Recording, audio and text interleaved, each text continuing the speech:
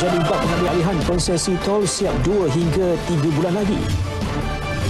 PRK Don Semenyih, SPR dan polis kini bersiap sedia sepenuhnya. Pihak sekolah diminta hentikan sementara semua aktiviti luar kelas.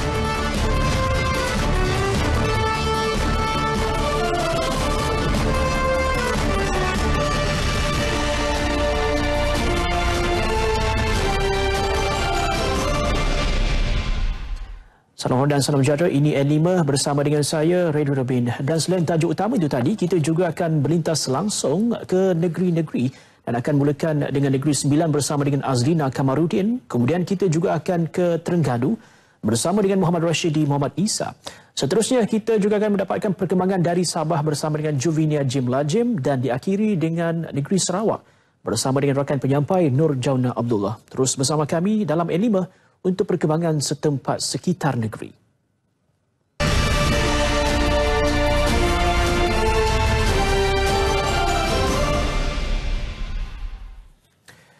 Kajian impak berhubungan cadangan pengambil alihan konsesi tol lain di seluruh negara dijangka siap dan diumumkan dalam tempoh 2 hingga 3 bulan lagi. Menteri Kewangan Lim Guan Eng berkata kajian itu dilakukan bersama dengan Kementerian Kerja Raya untuk melihat daripada segi kesan dan impaknya. Ia katanya memandangkan proses pengambil alihan tol lain lebih rumit berbanding pengambil alihan 4 konsesi tol di bawah Gamuda Berhad Gamuda. Tentang tol yang berkaitan dengan Gamuda, ia adalah berlainan. Berlainan kerana ada 2 faktor utama. Satu ialah kerana ia dimiliki oleh sebuah syarikat konsesi.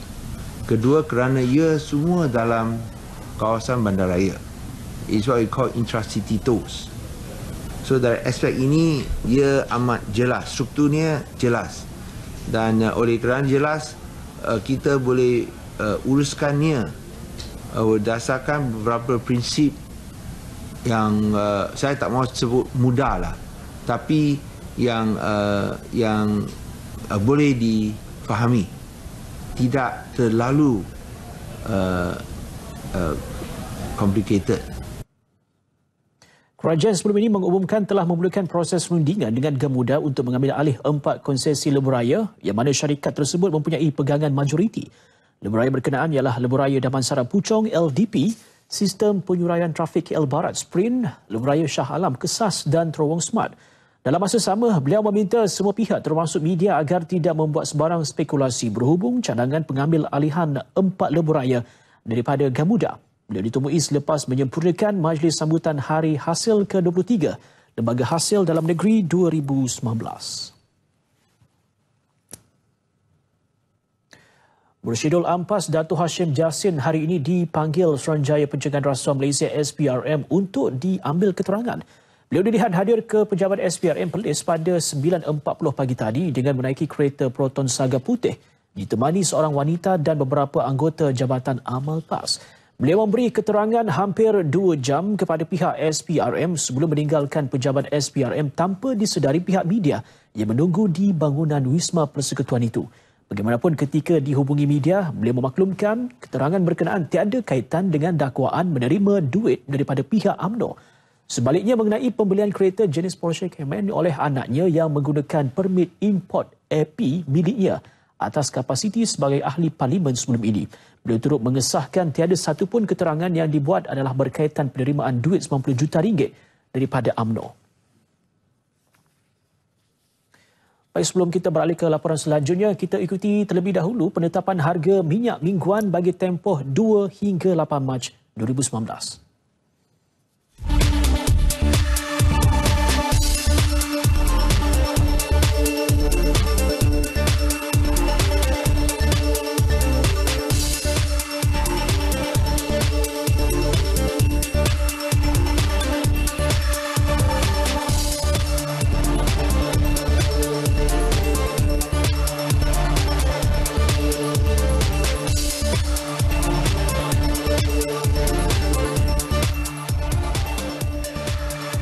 Langkah untuk mewajibkan kanak-kanak yang telah diberi suntikan vaksin imunisasi sahaja dibenarkan memasuki sesi persekolahan kemungkinan akan dilaksanakan. Jelas Timbalan Perdana Menteri Datuk Seri Dr. Wan Azizah Wan Ismail, cadangan mengenainya sedang diperhalusi dengan mengambil kira pelbagai faktor. Oh, memang itu salah satu daripada apa yang kita syorkan supaya menjadi pencegahan terhadap penyakit-penyakit. Itulah sebabnya asas vaccination diadakan dan dibuatkan research dan kajian. Jadi ini adalah salah satu daripada apa yang kita syorkan supaya anak-anak diberikan vaccination. Namun ada memang pertikaikan apakah kesahihan halal atau kehalalan, whether it's halal or not, itu adalah satu pertikaian. Tetapi yang saya ingat JAKIM dah keluarkan fatwa bahawa itu adalah halal. Ini adalah pencegahan yang lebih mudarat. Jadi ini saya rasa ibu-ibu, bapa-bapa eloklah kita ada vaccination. Terdahulu beliau melancarkan Yayasan Petronas di Ibu Negara. Datuk Seri Dr. Wan Azizah berkata, vaksin imunisasi adalah selamat kerana Jabatan Kemajuan Islam Malaysia JAKIM juga telah mengeluarkan fatwa mengesahkan ia halal. Suntikan vaksinasi perlu diberi kepada 95% daripada rakyat negara ini untuk memastikan sistem imunisasi berkesan. Semalam, Kementerian Kesihatan KKM memaklumkan satu pasukan bertindak diwujudkan bagi mengkaji cadangan dan desakan mewajibkan suntikan vaksin di negara ini.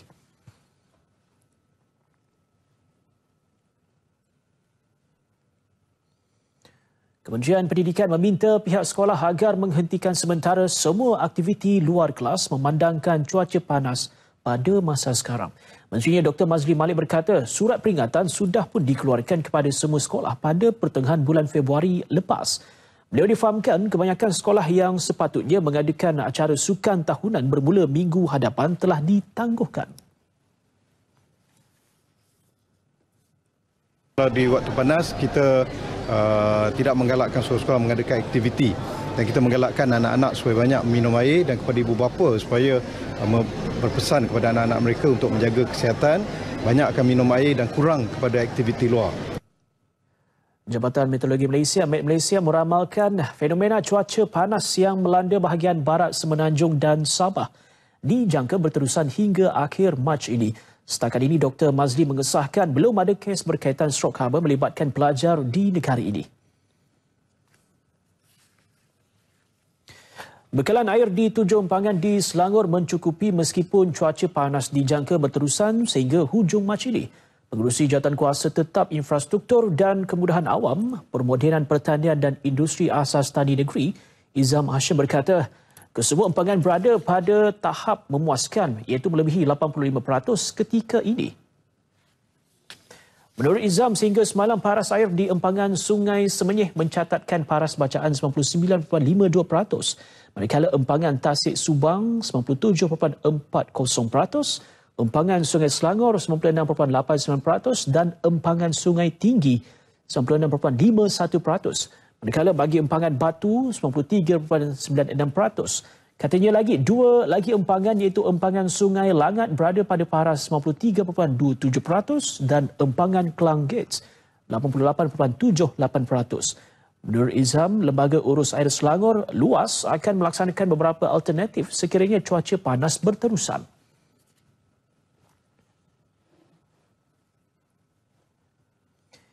Di Terengganu pula, fenomena cuaca panas menyebabkan kualiti air bersih bertukar menjadi payau. Keadaan itu menimbulkan ketidakselesaan kepada hampir 30,000 akaun pengguna air di negeri itu. Antara kawasan yang terjejas ialah sebahagian besar pengguna dalam bandar Kuala Terengganu, juga termasuk di beberapa kawasan seperti di Manir, Pulau Rusa, Teluk Pasu, Losong, Durian Burung, Sungai Rengas, Cendering, Kuala Ibai dan sebahagian daripada kawasan Batu Buruk.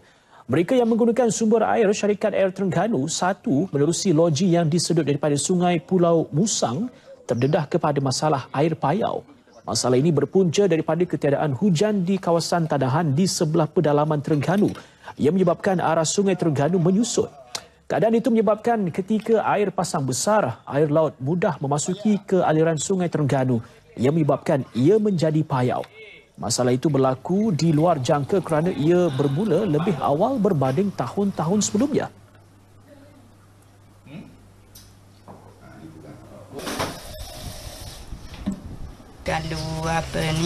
Kalau pelanggan ni minum air, kita kata air tanpa susu lah. Payau ni memang kuat terasa. Kalau air susu lah sikit. Memang dah pelanggan ni memang bersungut lah. Tapi apa nak buat, bukan kita seorang rasa gitu kan. Gitulah. Lepas tu lepas tu kalau kalau biasa air orang yang minum air TO tu biasa dia terpaksa minta 5 nipis untuk mengurangkan rasa payau. Guna dok kurang selesa lah. Kita rasa macam lain awak rasa minum air lain macam air TO rasa lain. Tak tahu nak buat kena. Lepas tu minta pihak berwajib untuk buat apa-apa hak boleh tu untuk hilang rasa payah air ni. Gitu lah. Dia memang tak selesa. Memang tak selesa lah. Kalau minum air TO macam ambuh lah minum. Air kosong memang ketara benar sehingga anak saya sendiri terpaksa saya beli air mineral untuk mengganti air masak yang telah kita masak. Walaupun kita masak, walaupun kita tapis, dia masih terasa sebenarnya. Jadi saya dengan harapan pihak-pihak yang berkuasa yang terlibat dalam pemprosesan air ini agar mengambil langkah yang segera, semoga ianya takkan berlaku untuk masa-masa akan datang lah, insyaAllah. Sementara itu, Ketua Pegawai Eksekutif 1, Engineer Atamin Sulong mengakui air payau itu berlaku terutama dari loji air Pulau Musang. Bagaimanapun beliau memberi jaminan masalah itu akan berkurangan ke tahap paling minima dalam tempoh terdekat.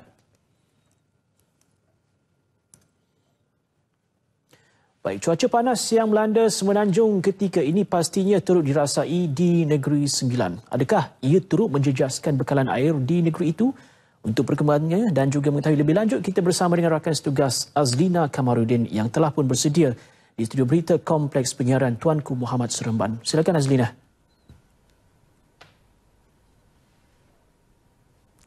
Terima kasih.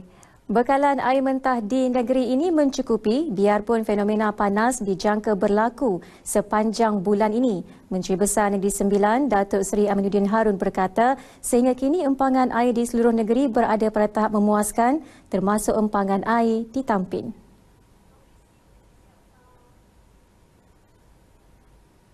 Jadi saya rasa empangan kita agak penuh semula. Dia tidak ada yang dalam kritikal dan kita syukur kepada Allah Subhanahu Wa Taala memberikan kita rezeki air ini, dan kita minta semua rakyat terus berdoa tanpa mengira kaum supaya tidak berlaku kemarau yang berpanjangan. Beliau meminta supaya rakyat negeri ini terus berdoa agar bekalan air terus mencukupi dan tidak mengalami gangguan di sepanjang fenomena musim panas ini. Bagaimanapun katanya, jika gangguan bekalan air berlaku, pihaknya menerusi Syarikat Air Negeri Sembilan telah menyediakan pelan kontingensi air agar bantuan air dapat disalurkan di kawasan terlibat dengan segera.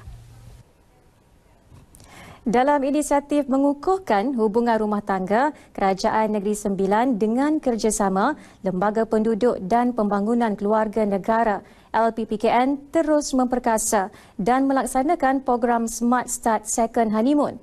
Exco Hal Ehwal Wanita, Keluarga dan Kebajikan Negeri Sembilan, Nicole Tan Likun berkata, usaha ini terus dilaksana bagi menyemarakkan semula rasa cinta antara suami isteri yang mempunyai usia perkahwinan 5 tahun dan ke atas. Program 2 hari 1 malam yang diperkenal sejak 2010 ini memfokuskan kepada pengisian menarik, antaranya mengenalimu dirimu sayang, candlelight dinner, menangani tekanan dan konflik serta meneroka harapan kita ikrar cinta. Ini adalah untuk mengukuhkan rumah tangga. Ini dijalankan oleh Lembaga Penduduk dan Pembangunan Keluarga Negara. Pengarah baru ini Lily. Kumpulan sasar program ini adalah pasangan suami isteri yang mempunyai usia perkahwinan 5 tahun dan ke atas. Melalui maklum balas yang diterima, para peserta berpuas hati kerana program ini membantu mengenali isi hati pasangan masing-masing lebih mendalam selain membantu pasangan membina visi rumah tangga yang lebih jelas pada masa hadapan. Jabatan dan agensi kerajaan serta syarikat swasta katanya boleh memohon untuk melaksanakannya melalui LPPKN Negeri Sembilan dengan kos ditanggung oleh agensi sendiri dan LPPKN sebagai konsultan pelaksana. Berdasarkan statistik terkini bagi jumlah penagih seluruh negara yang dikesan mengikut status kes mencatatkan pengurangan 10% sepanjang tahun lepas iaitu 25,221 penagih berbanding 27,965 penagih pada tahun 2017. Walau bagaimanapun, status kes di Negeri Sembilan mengalami peningkatan 30% sepanjang tahun lepas iaitu 1,462 kes berbanding hanya 1,126 kes pada tahun 2017. Pendedahan itu dibuat Ketua Pengarah Agensi Anti Dadah Kebangsaan Datuk Seri Zulkifli Abdullah pada sidang media sempena Perhimpunan Aspirasi Negeri Sembilan Bebas Dadah 2019 yang diadakan di Port Dickson. Turut hadir Esko Pembangunan Belia dan Sukan Negeri Sembilan Muhammad Taufik Abdul Ghani dan Pengarah Agensi Anti Dadah Kebangsaan AADK Negeri Sembilan Nazira Sadirun.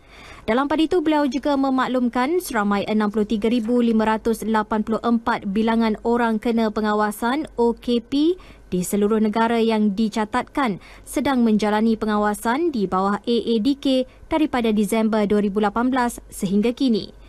Golongan itu katanya dibahagikan kepada beberapa kategori. Antaranya dari Pusat Pemulihan telah mendapat perintah mahkamah untuk terus berada di bawah pengawasan serta setelah tamat tempoh dipenjarakan. Beliau berharap agar semua pihak dapat menghargai dan menyokong golongan OKP ini untuk mereka kekal pulih tanpa terlibat lagi dalam kes dadah. Orang kena pengawasan kita ada dalam 60,000 satu Malaysia lah. Ya.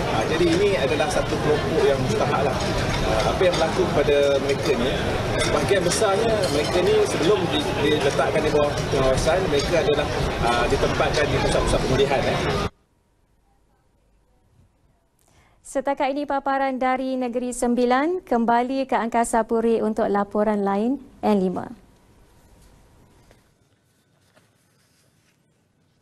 Baik, terima kasih Azlina untuk perkembangan dari Negeri Sembilan itu tadi. Baik, kita ke laporan selanjutnya. Sistem permohonan lesen kenderaan komersial dalam talian dijangka akan dilaksanakan tahun ini. Menteri Pengangkutan Anthony Loke Siofok berkata usaha ke arah itu sedang dijalankan termasuk mencari vendor untuk membangunkan sistem tersebut.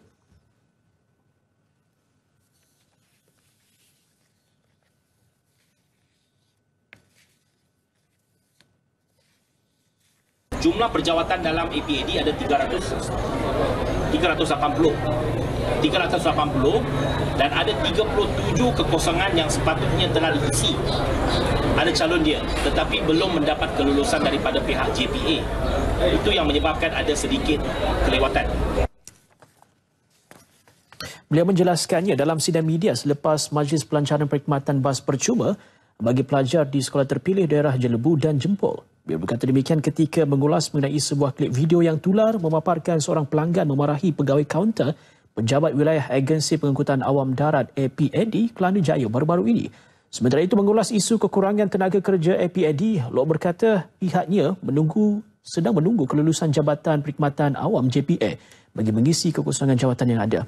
Seramai 37 calon telah dipilih namun belum dapat kelulusan JPA. Katanya menambah keperluan tenaga kerja APAD Kelana Jaya paling kritikal memandangkan ia menjadi tumpuan warga Lembah Kelang. Baik, di Masjid Tanah dan Alor Gajah Melaka merupakan dua kawasan di Melaka yang mencatat kes kebakaran terbuka tertinggi. 89 kes dicatat di Masjid Tanah dan 85 lagi di Alor Gajah. Justru Jabatan Bomba dan Penyelamat JBPM Melaka memberi tumpuan utama kepada kedua-dua kawasan itu semasa musim kemarau ini. Menurut Pengarah JBPM Melaka Muhammad Zin Saleh, selain dua daerah itu, ada beberapa lagi kawasan panas yang dikuatiri berlaku kebakaran terbuka.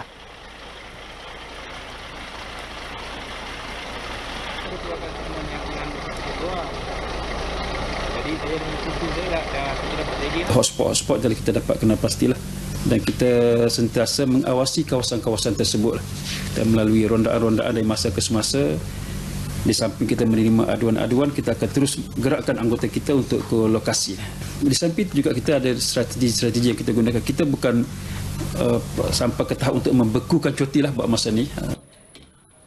Ketika ditemui media di Bukit Katil, Melaka, Muhammad Zin bagaimanapun berkata kes kebakaran di negeri itu masih terkawal dan anggotanya sentiasa bersiap sedia mengawal keadaan.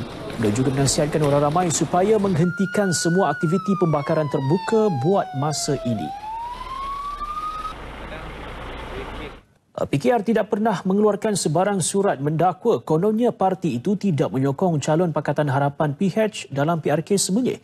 Setiausaha Agung PKR Datuk Seri Saifuddin Nasution Ismail dalam satu kenyataan media menegaskan imej yang tular di media sosial berkenaan surat berkenaan adalah palsu.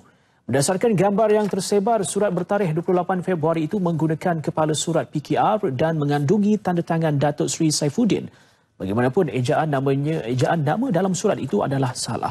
Surat tersebut menyatakan bahawa Biro Politik PKR pada 27 Februari mengambil maklum aduan daripada pemimpin Parti Hulu Langat dan sebulat suara memutuskan untuk tidak menyokong calon PH Semenyih Muhammad Aiman Zainali. Pengarah komunikasi PKR Fahmi Fazil menerusi akaun laman Twitter beliau turut menafikan surat tersebut dan menjelaskan Biro Politik PRK tidak membincangkan isu berkenaan dalam mesyuarat yang diadakan.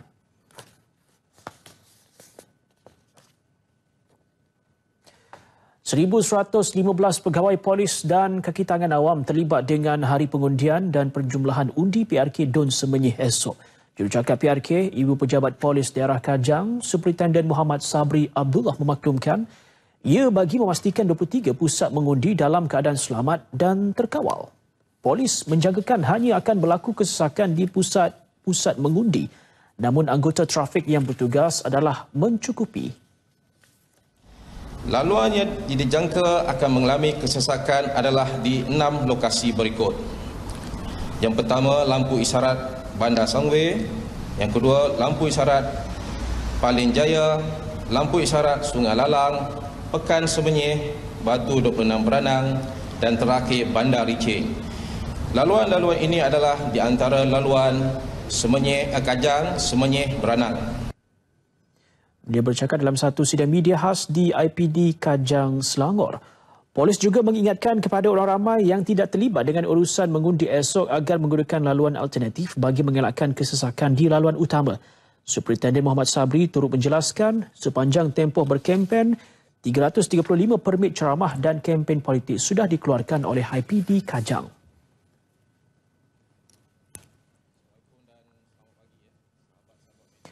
Calon Pakatan Harapan Muhammad Aiman Zainali optimis dengan penerimaan pengundi di kawasan berkenaan. Paling penting, katanya, mereka perlu bijak memilih calon yang dapat memberi manfaat dan kebaikan kepada masyarakat setempat.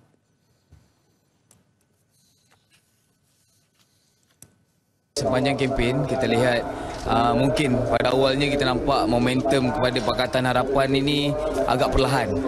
Jadi dalam 3-4 hari yang terakhir ini kita dapat lihat momentum kita agak cepat dan kita lihat berdasarkan daripada laporan-laporan yang kita terima penerimaan penduduk setempat kepada kami Pakatan Harapan sangat baik dan laporan itu positif dan insya-Allah kita tetap akan berkempen sehingga petang ini, sehingga malam ini supaya kita dapat tarik mengundi kita sehingga hari pengundian pada esok hari.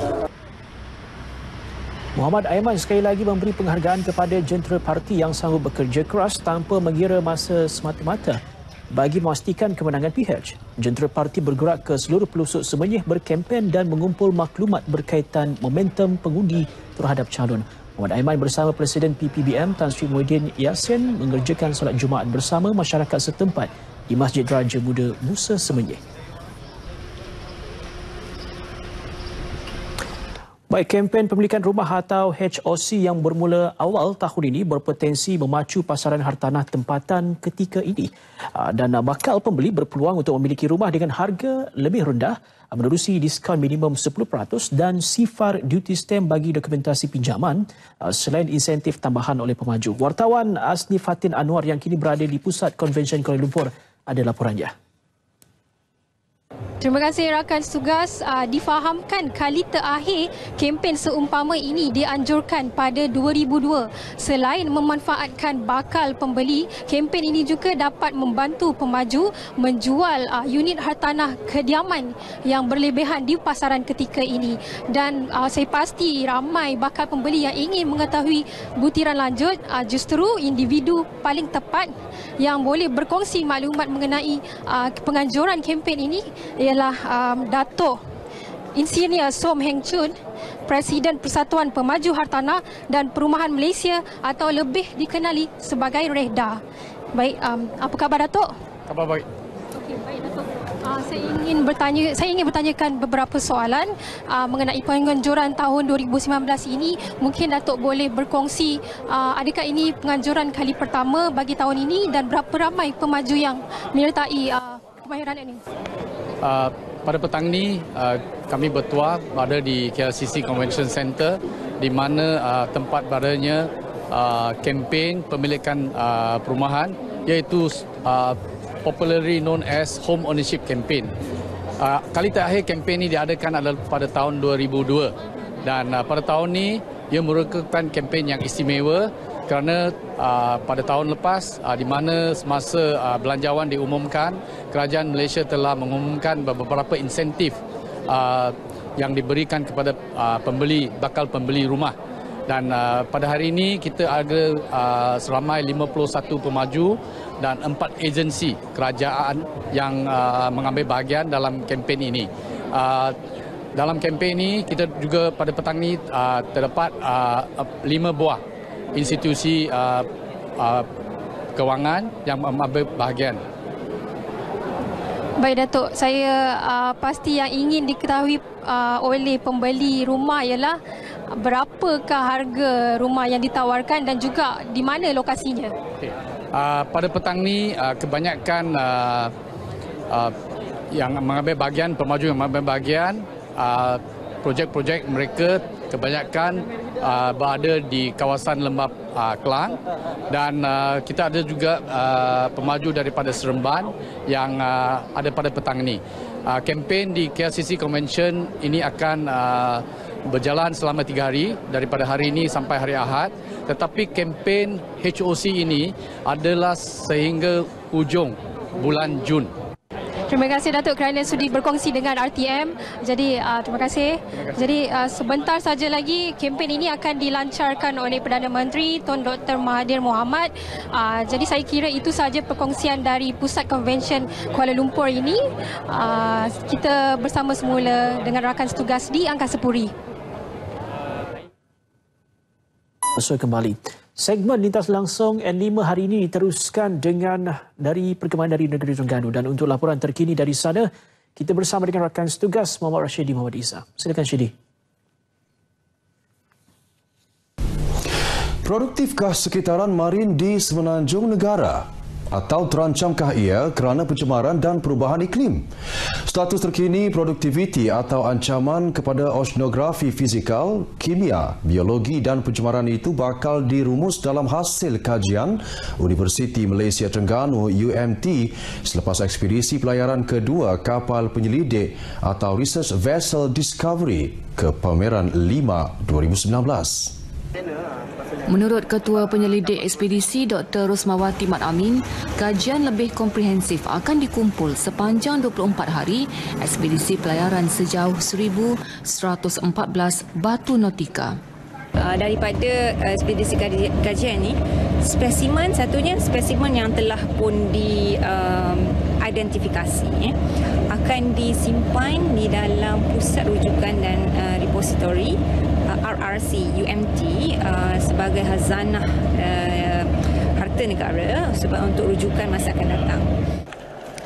Menjadi universiti pertama dalam negara memiliki kapal penyelidik, ekspedisi kedua menuju ke 5 2019 di Langkawi itu akan bermula 13 Mac ini dari Pulau Duyung, Kuala Terengganu.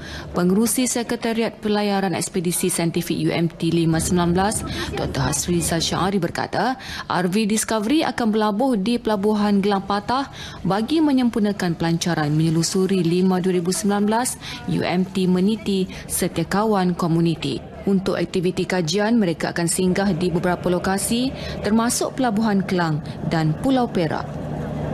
Nak jadikan RV Discovery sebagai ikon pendidikan di peringkat nasional dan internasional. Jadi kalau katakan di peringkat internasional, mungkin apabila masyarakat pendidikan melihat UMT ini berada dalam peta pendidikan South Laut Cina Selatan. Kajian ekspedisi yang disertai 16 saintis dan penyelidik UMT itu dibiayai geran berjumlah RM60,000. Seperti ekspedisi pada 2015, RV Discovery juga akan mengambil sampel di lebih kurang 50 stesen sepanjang pelayaran untuk mengesan sebarang perubahan. Certain logam memang agak tinggilah, terutama sekali lead, plumbum. Dan di kawasan mana? Di kawasan Selat Melaka lah, especially dekat kawasan yang bandar dan ada sungai-sungai utama. Tujuan saya ambil sampel daripada ekspedisi kali ini sebab dia mengelilingi satu Malaysia. Jadi saya dapat sampel untuk dijadikan sebagai kajian master saya. Bermatlamat meningkatkan ruang pasaran produk makanan tempatan dan menjual barangan harian terus dari ladang dengan harga yang berpatutan. Agro Bazar Kedai Rakyat AKR di bawah pengawasan Fama mencapai hasrat itu dalam membantu usahawan dan memenuhi kehendak pengguna khususnya di kawasan luar bandar. AKR gelugor kedai di Kuala Terengganu milik Rosli Ibrahim. Antara kedai sedia ada dinaik taraf menjadi outlet alternatif bagi pengguna mendapatkan produk agro makanan pada harga dan kualiti yang lebih baik. Fama Negeri yang banyak membantu dari segi pemberian geran, susur atur produk dan khidmat nasihat turut membuka ruang usahawan AKR dalam meningkatkan pendapatan. AKR yang menjual pelbagai hasil tani dan laut ini juga berjaya memperolehi kenaikan hasil jualan sehingga 90% sehingga dinaik taraf pada tahun lepas. Ini terbukti apabila dia berjaya mencatatkan nilai jualan RM95,000 berbanding hanya RM50,000 sebelum ini. Dengan sumbangan yang diberi, masyarakat baik pulih kedai dengan pertukaran rak-rak baru, jadi kedai ini bertambah dari dulu kedai runcit biasa saja. Bagi penduduk di gelugor kedai ini juga, masing-masing berasa bertuah kerana di kampung mereka mempunyai AKR yang menjual pelbagai barangan kering dan basah tanpa perlu ke pasar besar. Selain harganya lebih murah, ia juga menjimatkan masa pengguna. Sebab di sini kita mendapati segala keperluan dapur, umpama ikan, sayuran, buah-buahan dan sebagainya lah. Didapati dengan mudah dan senang. Bagi ada sini untuk kampung memang mudah. Apa ni nak mari apa ni ke kedai. Harga memang murah. Sementara itu, dalam kenyataan Fama, AKR Terengganu mencatatkan hampir RM14 juta sepanjang tahun lepas melibatkan 22 buah AKR. 60 pasukan penyelamat pantai Angkatan Pertahanan Awam Malaysia APM ditempatkan di 4 pantai peranginan di Terengganu bagi menjaga keselamatan pengunjung. Mereka akan bertugas mengikut jadual sepanjang cuti persekolahan termasuk hujung minggu. 5 hingga 6 anggota akan ditempatkan di setiap kawasan dan akan bertugas mengikut jadual dari pukul 8 pagi hingga 6 petang. Pengarah APM Negeri Lieutenant Colonel Pertahanan Awam Cik Adam Irahman berkata, Pantai Pulau Kekabu di Marang menjadi lokasi terbaharu yang akan menempatkan pasukan tersebut bermula bulan ini. Mereka yang terdiri daripada anggota sukarelawan dan pegawai tetap itu akan memantau keselamatan pengunjung dan memberi bantuan kecemasan awal sekiranya berlaku sebarang kejadian tidak diingini. Sebelum ini, pasukan sama ditempatkan di Pantai Bukit Keluang Besut, Pulau Redang dan Pulau Perhentian. Pantai Pulau Kekabu dikenal pasti sebagai lokasi baru tumpuan pengunjung untuk dijadikan zon kawasan mandian selamat. Destinasi Pulau Kekabu ini semakin mendapat perhatian di kalangan pengunjung-pengunjung ataupun yang mandi-manda di pantai Peranginan ini. Dan pertama kali kita buat di sini untuk mewar-warkan kepada masyarakat yang memaklumkan bahawa kita APM mempunyai pasukan penyelamat pantai yang terlatih. Terdahulu, beliau meninjau sesi latihan menyelamat di air di Pulau Kekabu Marang. Sepanjang latihan menyelamat di air diadakan, peserta didedahkan dengan pelbagai teknik dan kaedah terbaru mengikut piawaian antarabangsa. Cara-cara pengoperasian ni petugas-petugas penyelamat pantai. Ni yang kedua, kita juga telah mengulang kaji kembali cara-cara menyelamat dengan menggunakan peralatan seperti rescue tube ataupun menyelamat menggunakan rescue boat dan juga menyelamat menggunakan RIB ataupun rigid inflatable rescue boat. Sekian paparan dari Terengganu, kembali kepada rakan setugas di Angkasa Puri. Baik, terima kasih Syidi untuk perkembangan berita dari Terengganu itu tadi. Apa pula perkembangan berita dari Kota Kinabalu Sabah? Untuk itu kita bersama dengan Juvinia Jim Lajim untuk perkembangannya. Jovi. Baik Redwin, terima kasih. Salam sejahtera.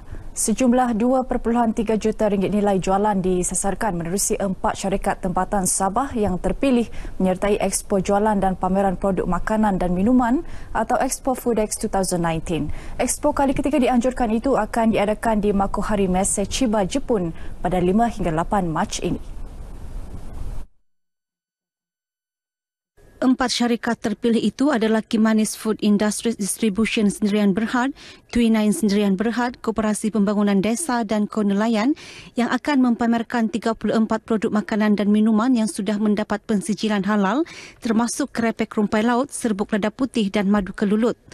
Menurut Timbalan Ketua Menteri yang juga Menteri Perdagangan dan Perindustrian Sabah, Datuk Seri Panglima Wilfred Madius Tangau, penyertaan itu antara usaha kementerian melalui Jabatan Pembangunan dan Penyelidikan Perindustrian DIDR membantu meningkatkan keupayaan usahawan makanan dan minuman tempatan menembusi pasaran antarabangsa. Ia juga bagi mewujudkan rakan niaga baharu serta menggalakkan ekspor sekaligus meningkatkan nilai ekspor Sabah keseluruhannya. Kita memerlukan sejumlah 500,000 kontainer setahun. Kita sedang berusaha sedaya upaya untuk memberi galakan kepada syarikat-syarikat pengekspor kita supaya dapat menambahkan ekspor mereka. Bercakap dalam sidang media mengenai ekspor tersebut di Kota Kinabalu, Datuk Madius berharap produk halal dari Sabah mendapat tempahan yang banyak berikutan permintaan produk halal adalah tinggi di Jepun, terutama menjelang Sukan Olimpik 2020.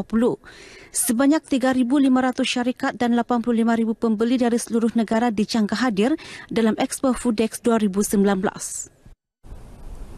Anggota pasukan Gerakan Am PGA Batalion 20 Beluran bersiap sedia untuk melaksanakan penugasan di Pusat Pemeriksaan Daratan atau Road Checkpoint RCP di Jalan Sapi Nangoh Beluran dalam usaha memperkukuh keselamatan pantai timur Sabah. Pegawai Pemerintah Batalion 20 PGA SCP Ratan Kumar Singh Jaino berkata, satu pelatun terdiri daripada 42 anggota akan ditempatkan di Jalan Sapi Nangoh bagi pemeriksaan dan pengawalan 24 jam sehari. Penugasan tersebut adalah untuk memperketat kawalan di daratan daripada sebarang elemen jenayah, termasuk penyeludupan barang dan pendatang asing tanpa izin parti. Road checkpoint kita akan adakan tidak lama lagi di persimpangan Jalan Utama Sapi Nangoh untuk menangani yang pertama masalah jenayah. Masalah jenayah terutama sekali penyeludupan dan kemasukan parti. Pada masa sama, PGA Batalion 20 juga bersiap sedia untuk melaksanakan rondaan di kawasan laut menerusi Pusat Pemeriksaan di Laut SCP berdasarkan arahan semasa. SCP Ratan Kumar Singh ditemui pemberita selepas menyempurnakan sambutan ulang tahun penubuhan Batalion 20 Pasukan Gerakan Am PGA Beluran ke-5 tahun 2019 di perkarangan Ibu Pejabat Batalion 20 PGA di Sandakan. Turut hadir penolong pegawai pemerintah Batalion 20 PGA Superintendent Muhammad Farhan Lee Abdullah. Dalam majlis ini, 2 anggota PGA Batalion 20 Beluran menerima penyematan pangkat sah jawatan, inspektor dan 40 pegawai kanan, anggota pegawai awam dan ahli perkap yang menunjukkan prestasi cemerlang menerima sijil penghargaan. Majlis turut diserikan dengan upacara perbarisan dan deklamasi puisi oleh anggota PGA Batalion 20. Anggota tentera diingatkan agar melakukan latihan berterusan untuk mengekalkan kewibawaan dan kemantapan jati diri, fizikal dan rohani untuk sentiasa bersiap siaga dari semasa ke semasa.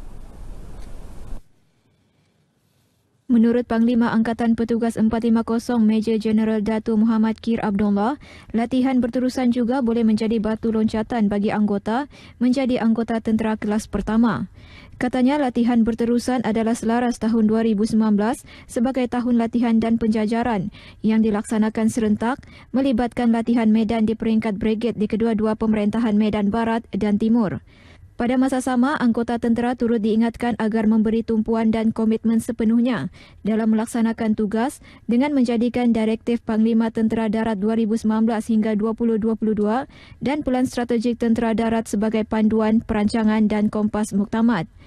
Major Jeneral Dato' Muhammad Kir berucap demikian dalam upacara perbarisan perutusan Panglima Tentera Darat sempena Hari Ulang Tahun Tentera Darat kali ke-86 di Padang Kawat Regimen ke-6 Artileri Diraja, Kem Lokawi, Kota Kinabalu.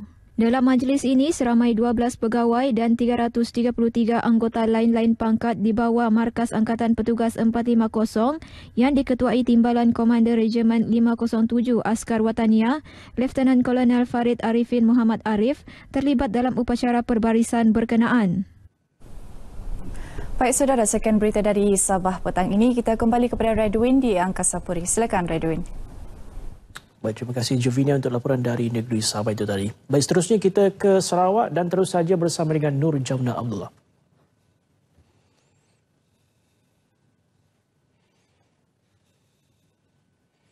Terima kasih Redwin di Angkasa Puri. Assalamualaikum dan salam sejahtera.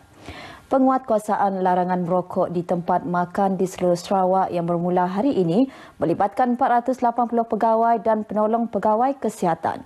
Pengarah Kesihatan Negeri Dr. Jamilah Hashim berkata untuk tempoh 6 bulan ini pihaknya akan menjalankan penguatkuasaan pendidikan atau educational enforcement terhadap perokok dan pemilik kedai makan. Bercakap dalam sidang media selepas melancarkan operasi penguatkuasaan peringkat negeri di ICOM Square di Kuching hari ini, Dr. Jamilah menjelaskan hanya notis amaran dikeluarkan dalam tempoh berkenaan dan tiada kompaun akan dikenakan terhadap mereka yang didapati merokok di kawasan larangan. Beliau juga berkata untuk 2 minggu pertama penguatkuasaan pendidikan akan dilaksanakan setiap hari dengan melibatkan sebanyak mungkin premis makanan dan diikuti operasi 2 kali seminggu untuk tempoh 2 minggu seterusnya. Selepas itu, penguatkuasaan akan dibuat secara mingguan selama 2 bulan sebelum dilakukan sebanyak 2 kali sebulan untuk tempoh 3 bulan. Dalam pada itu, Dr. Jamilah menasihatkan perokok dan pemilik kedai makanan supaya mematuhi larangan tersebut yang bertujuan untuk melindungi orang awam daripada terdedah kepada bahaya asap rokok. Pemilik kedai makanan juga diminta untuk meletakkan tanda dilarang merokok di premis masing-masing mengikut spesifikasi yang ditetapkan dan tidak menyediakan bekas abu rokok. Dalam perkembangan berkaitan, Jabatan Kesihatan menyediakan 200 klinik berhenti merokok di seluruh Sarawak bagi membantu perokok yang ingin membuang tabiat tidak sihat itu. Mengulas lanjut, Dr. Jamilah berkata klinik tersebut akan memberikan kaunseling kepada perokok untuk menguatkan semangat mereka untuk berhenti merokok dan jika perlu memberikan ubat-ubatan yang sesuai. Dr. Jamilah berkata sejak 2014, sekitar 30% yang mendapatkan rawatan dan kaunseling di klinik berkenaan telah berjaya dipulihkan setiap tahun. Pada 2014, ramai 1,079 perokok mendaftar dengan klinik berhenti merokok dan 415 berjaya dipulihkan. Manakala pada tahun 2017, 1,107 perokok mendaftar dan 378 berjaya dipulihkan. Dr. Jamilah berkata Sarawak menduduki tempat keempat tertinggi jumlah perokok di negara ini dengan 25.4% selepas wilayah Persekutuan Kuala Lumpur dengan 28.4%, Kedah 26.5% dan Pahang 25.5%. Terhadap artikel 8 Di Kota Semarahan, tinjauan RTM mendapati tempoh 6 bulan untuk mendidik masyarakat untuk menerima undang-undang baharu dilihat munasabah. Orang ramai yang ditemui berpendapat dengan adanya logo larangan merokok yang diletakkan di kawasan tertentu dan di premis makan menampakkan keprihatinan penguatkuasa tempatan berhubung kesihatan orang awam terutamanya perokok pasif. Macamnya pun bagus soalan yang beri masa macamnya permulaan tu nak ni dapatnya ambil tindakan terus hukum nak. Yang mesti beri masa dulu. Dalam masa sebulan 2 bulan macamnya lah. Bila saya nangga kerja negeri Sarawak tu, saya ada beri hukuman dengan tidak merokok, saya rasa bagus. Kalau dibanding dengan di Semenanjung tu terus dihukumnya kalau orang merokok.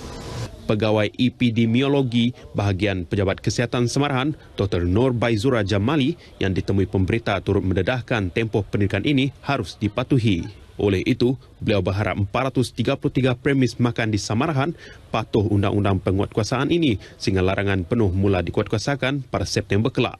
Di Sri Aman, pewartaan tempat-tempat makan sebagai kawasan larangan merokok mendapat sambutan positif dan salah sebuah restoran di bandar itu telah terlebih dahulu mengambil inisiatif hampir setahun yang lalu.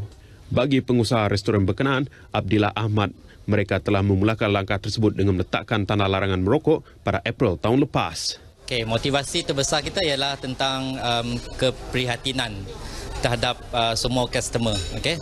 Semua customer tak semuanya yang boleh menerima persekitaran dengan asap rokok, vape dan sebagainya. Ada yang datang dengan family, ada yang warga tua dan ada yang mempunyai implikasi penyakit dan sebagainya. Jadi saya rasa kalau agak adil lah kalau semua pelanggan tidak merokok. Jadi kita walaupun pada masa ini kita bukan premis yang aircon, kita yang premis yang terbuka kita tetap melaksanakannya dan kita try pada 1 April tahun lepas and then agak macam-macam inilah tapi so far dia orang boleh menerima. Okay, walaupun masih ada segelintir lah yang masih merokok tapi it's okay lah, daripada 100% dia dah kurang jadi mungkin 20% macam tu. Bagi orang ramai, rata-rata mereka menyebut baik usaha Kementerian Kesihatan ini. Alhamdulillah, semua pelanggan pun rasa selesa, tiada asap rokok. Patut dilaksanakanlah. Satu cara untuk supaya orang ramai yang merokok tu akan mungkin boleh berhenti merokok. Memanglah, sebab saya bukan perokok lagi. Dulu memang saya seorang perokok. Kini itu dah okey, alhamdulillah sehat walafiat. Bagi kami, saya dah merokok di macam di kedai-kedai lah. Baguslah. Bagi kami, baguslah saya dah merokok. Tambahan kami si merokok juga. Di pihak pejabat kesihatan pula, mereka berharap orang ramai terutamanya perokok dapat mematuhi larangan tersebut. Nasihat kepada perokok ialah kalau tidak dapat tahan juga semasa makan, bolehlah kita jauh sikit lah, iaitu 3 meter dari kedai makan lah. Iaitu lebih kurang 12 kaki lah. Dan dinasihatkan juga mengurangkan merokok lah, kerana merokok tiada kebaikan dengan kesihatan lah.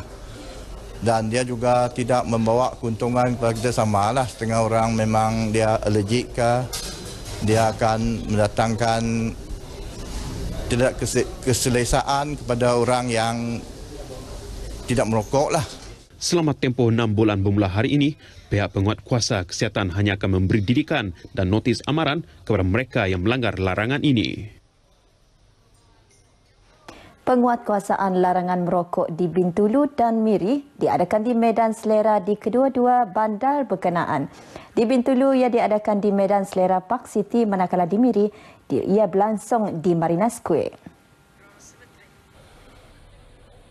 Bercakap kepada RTM selepas majlis pelancaran itu, Pegawai Kesihatan Bahagian Bintulu Dr. Noliza Jusoh berharap penduduk di Bintulu memberi kerjasama dengan mematuhi larangan tersebut. Jadi kita amat-amat berharap dengan adanya penguatkuasaan yang bermula pada hari ini, semua penduduk Bintulu akan mematuhi larangan tersebut. Ini merupakan salah satu seruan kita lah sebenarnya untuk melindungi mereka yang tidak merokok merokok daripada bahaya asap rokok. Ya. Itu yang sebenarnya tujuan sebenar kita. Katanya larangan itu bukan saja ditujukan kepada perokok tetapi juga pemilik atau pengusaha premis makanan yang perlu mempamerkan dengan jelas tanda larangan merokok di tempat mereka selain memastikan tiada orang yang merokok dengan tidak menyediakan kemudahan untuk perokok. Sementara itu, seorang pengurus premis makanan Gavin Kong memberitahu beliau menyokong penuh usaha kerajaan untuk mewartakan semua premis makanan sebagai tempat larangan merokok. Buat pandangan saya, ini program sangat bagus sebab boleh menjaga kebersihan dengan dia bawa anak-anak pun senang makan dekat sini lah. Sementara itu di Miri, Pegawai Epidemiologi Pejabat Kesihatan Bahagian Miri, Dr. Jackson Wong memaklumkan bahawa perokok yang mengingkari larangan itu akan didenda selepas tempoh penguatkuasaan pendidikan berakhir 6 bulan dari sekarang. Menurut Dr. Jackson Wong, notis amaran akan dikeluarkan kepada mana-mana individu yang didapati melanggar larangan merokok ini di bawah Peraturan 11/1/D. Jelasnya, mereka yang ditangkap melanggar peraturan ini selepas tempoh pendidikan tamat boleh dikenakan denda tidak melebihi RM10,000 atau penjara tidak melebihi 2 tahun. Manakala semua pemilik pengusaha premis dan kenderaan awam yang gagal mempamerkan tanda larangan merokok yang jelas boleh didenda tidak melebihi RM3,000 atau penjara tidak melebihi 6 bulan. Bagi kesalahan gagal memastikan tiada individu merokok serta kegagalan menyediakan kemudahan merokok, boleh didenda tidak melebihi RM5,000 atau penjara tidak melebihi 1 tahun. Latihan Satria Perkasa Siri 1 2019 selama 11 hari kini sedang diadakan di Sampadi Lundu. Ia dibahagi kepada 2 kumpulan dengan melibatkan berbagai-bagai elemen ketenteraan darat termasuk kenderaan perisai. Diadakan bersempena sambutan hari ulang tahun ke-86 Angkatan Tentera Darat. Latihan itu melibatkan kawasan Lundu, Bau, Puncak Borneo, Tebedu, Mongkos dan Engkabang. Selain di Sarawak, latihan serupa turut diadakan di Sungai Sipur Perak dan di Sampadi Lundu Sarawak bagi Medan Timur. Acara pembukaan latihan telah disempurnakan oleh Panglima Tentera Darat, Lieutenant General Dato' Hazagai Abdullah bersama Panglima Medan Timur Tentera Darat, Lieutenant General Dato' Wira Zamrus Muhammad Zain, Panglima 3 Brigade Brigadier General Muhammad Isa Jafar, Pemangku Panglima 1 Division Brigadier General Syamsiruddin Muhammad Sharif, Panglima 31 Brigade Brigadier General Dato' Johnny Lim Eng Seng serta pegawai-pegawai kanan di bawah naungan. Turut berlangsung ialah persidangan video bersama Panglima Tentera Darat, General Dato' Seri Panglima Haji Ahmad Hasbullah yang berada di Perak sebelum latihan bermula. Tumpuan terhadap kejayaan akademik semata-mata tidak dapat menjanjikan kebolehpasaran pelajar. Sebaliknya, pelajar perlu melengkapkan diri dengan aspek lain iaitu core kurikulum yang menekankan kesempurnaan sahsiah. Menteri Kerja Raya Barubian berkata, penyertaan pelajar dalam bidang sukan di peringkat sekolah merupakan platform terbaik memupuk kelakuan baik dan secara tidak langsung dapat melahirkan modal insan yang cemerlang dan berdaya saing. Beliau berkata, selain menjaga kesihatan yang sihat, penglibatan dalam sukan juga mampu memahirkan pelajar berkomunikasi dan mengenali orang lain. Beliau berkata demikian dalam ucapan perasmian bersempena kejohanan olahraga Majlis Sukan Sekolah Bahagian Limbang MSSB kali ke-49 di Kompleks Sukan Lawas. Teks ucapan beliau dibacakan oleh Setiausaha Sulit kepada Menteri Kerja Raya Edwin Ipoh. Dalam majlis itu, Menteri Kerja Raya mengumumkan peruntukan khas berjumlah RM25,000 kepada MSSB bagi menjalankan aktiviti mereka. Sebanyak 9 buah sekolah menengah dan wakil pasukan sekolah rendah dari Limbang dan Lawas menyertai kejohanan tersebut. Dalam kejohanan itu, SMK Seri Pati Ambon mengekalkan kejuaraan untuk kali ketiga berturut-turut, manakala SMK Terusan di tempat kedua dan SMK Sundar ketiga. Setakat ini dahulu berita dari Sarawak untuk N5 petang ini. Berita seterusnya kembali bersama Redwin di Angkasa Puri. Silakan. Baik, terima kasih Nur Jaunah untuk perkembangan berita dari Sarawak itu tadi. Seramai 996 petugas Suruhanjaya Pilihan Raya SPR ditugaskan dalam menguruskan proses pengundian. Untuk perkembangannya, kita terus saja bersama dengan wartawan Mohan Jinesami di Sekolah Kebangsaan Bandar Sunway Semenyi. Mohan. Baik, terima kasih rakan penyampai di studio. Baik, persiapan rapi sedang dijalankan oleh petugas Suruhanjaya Pilihan Raya SPR dalam menghadapi hari pengundian bagi Pilihan Raya Kecil PRKN 24 Semenyih esok. Dan pada jam 9 pagi tadi, pengurusi SPR Azhar Azizan Harun telah mengadakan lawatan ke pusat penjoman rasmi undi di Dewan Seri Cempaka, Majlis Pembadaran Kajang. Beliau juga turut meninjau proses semakan akhir isi peti undi dan agihan peralatan mengundi di Dewan berkenaan. Dan ketika ini juga Setiausaha SPR Datuk Muhammad Elias Abu Bakar yang ketika ini berada di sebelah saya bersama dengan pegawainya telah mengadakan lawatan ke pusat mengundi di Sekolah Kebangsaan Bandar Sunway Semenyih ketika ini. Baik, terima kasih Datuk kerana sudi bersama kami. Mungkin Datuk boleh menjelaskan sedikit atau meminta atau menasihati kepada pengundi-pengundi di sekitar Semenyih supaya keluar mengundi esok. Terima kasih. Pada petang ini saya bersama dengan ahli-ahli Suruhanjaya melakukan lawatan di Sekolah Kebangsaan Bandar Sunway Semenyih untuk melihat persiapan-persiapan yang dibuat. Dan pada petang ini semasa lawatan kami hujan agak lebat. Oleh itu saya ingin mengambil peluang ini untuk menasihati semua pengundi-pengundi supaya besok keluar lebih awal, keluar pagi supaya jangan tunggu hingga petang. Kemungkinan kalau berlaku hujan menjejaskan keselesaan tuan-tuan dan perempuan untuk keluar mengundi. Dan yang keduanya saya nak mengingatkan semua pengundi yang telah terima voters card supaya membawa voters card mereka bersekali dengan IC. Kad pengenalan adalah wajib untuk diberi kepada pegawai kerani untuk dibuat pengesahan. Dan saya serulah keluar beramai-ramai untuk menunaikan tanggungjawab kita dalam memilih calon yang akan mewakili tuan-puan di Semenyih ini. Baik, terima kasih Datuk. Kita berharap bahawa semua pengundi-pengundi di Semenyih akan keluar beramai-ramai untuk melaksanakan tanggungjawab mereka sebagai pengundi. Baik, sementara tadi juga Presiden pengurusi SPR telah menyatakan bahawa beberapa laporan polis telah dibuat, iaitu sebanyak 33 laporan polis telah diterima dan tiada laporan daripada Suruhanjaya Pencegahan Rasuah Malaysia yang diterima setakat ini.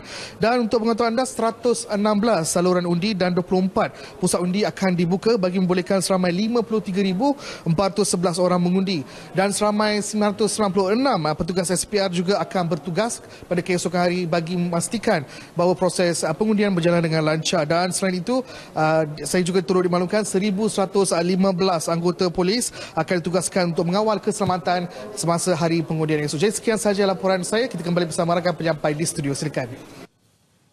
Baik, terima kasih Mohan. Baik, untuk mengikuti ramalan cuaca seluruh negara hari ini, kita terus saja ke Met Malaysia bersama dengan pegawainya Muhammad Hafiz Kasim. Terima kasih kepada rakan penyampai di Bilik Berita Angkasa Puri. Assalamualaikum warahmatullahi wabarakatuh dan salam sejahtera. Baiklah penonton sekalian, laporan cuaca untuk petang ini akan dimulakan dengan mengikuti status terkini gelombang haba. Berdasarkan kepada data-data terkini yang direkodkan oleh stesen-stesen kami di seluruh negara, dua buah negeri masih lagi diletakkan di bawah pemantauan tahap 1 iaitu status berjaga-jaga. Berikutan, kawasan-kawasan di negeri tersebut masih lagi merekodkan suhu maksimum harian antara 35 hingga 37 darjah Celsius untuk 3 hari berturut-turut. Kawasan-kawasan yang terlibat adalah di sekitar negeri Kedah melibatkan daerah Kota Star, dan juga di negeri Perak melibatkan Kuala Kangsar dan juga di daerah Kinta. Sehubungan dengan itu, semasa cuaca panas dan kering di alami negara ketika ini, orang ramai adalah dinasihatkan untuk menghadkan sebarang aktiviti luar, perbanyakkan untuk minum air serta elakkan daripada melakukan pembakaran secara terbuka. Seterusnya, kita lihat paparan isyradah terkini bagi melihat keadaan cuaca semasa dengan lebih terperinci. Pada petang ini, secara amnya di kebanyakan tempat berada dalam keadaan yang cerah. Kecuali hujan berserta ribut petir pada petang ini sedang berlaku di sekitar wilayah Persekutuan Kuala Lumpur, di negeri Selangor, begitu juga di 1-2 tempat di negeri Sembilan.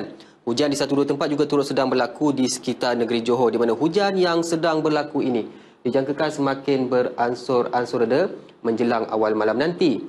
Berbeza pula keadaannya yang sedang berlaku di negeri Sabah dan juga Sarawak, di mana pada petang ini secara amnya di kebanyakan tempat di negeri Sabah termasuk juga di wilayah Persekutuan Labuan berada dalam keadaan yang cerah. Keadaan cuaca yang serupa juga turut diperhatikan di kesemua bahagian di negeri Sarawak, di mana pada petang ini tiada hujan. Seterusnya kita ke ramalan cuaca bagi bandar-bandar utama seluruh negara. Sekian sahaja dahulu daripada saya. Assalamualaikum warahmatullahi wabarakatuh dan salam sejahtera.